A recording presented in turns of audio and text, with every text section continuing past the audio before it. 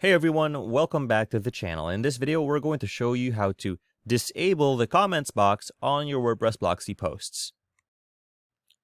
Okay, so you want to disable your comments box in your WordPress blocksy posts. I can think of a couple reasons. One would be if your post isn't something to be commented on. Let's say it's general information or it's a notice, and you want the look to be more professional.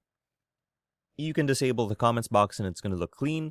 And keep in mind that if people comment and you don't reply to them because there really isn't any need to, or you want them to use the comment form, the contact form or your email address, you don't want to leave their comments here.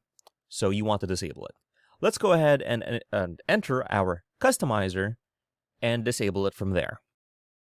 So we're here on our customizer. Let's scroll down our preview to the comments box area.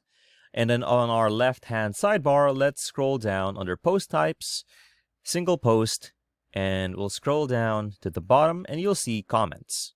We can configure it, but let's go ahead and just click on the toggle to disable it. And we now no longer have the comments area. Let's click on publish to save our changes. Let's go ahead and reload our site.